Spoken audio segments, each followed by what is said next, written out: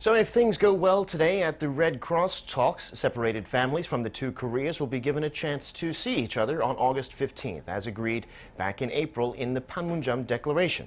Our Mok-yeon tells us a bit about some of those past reunions. The history of separated families on the Korean peninsula stretches back to the Korean War in the 1950s. Millions of people were separated from their loved ones, with many not even having a chance to say a proper goodbye.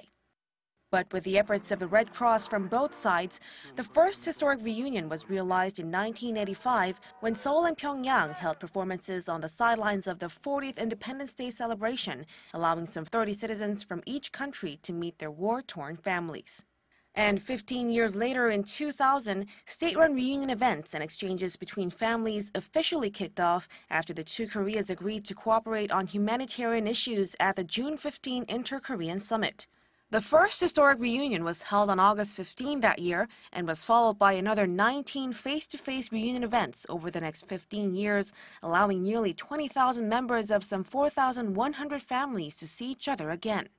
Aside from face-to-face meetings, other types of exchanges such as 7 video reunions and 600 letter exchanges have also been made.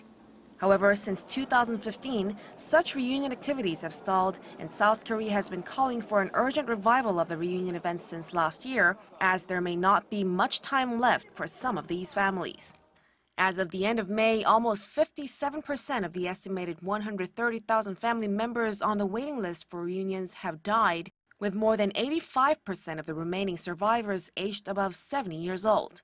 The North, meanwhile, had been demanding the repatriation of 12 female North Koreans who worked at a restaurant in China and came to the South in 2016 as a condition for the resumption of the event.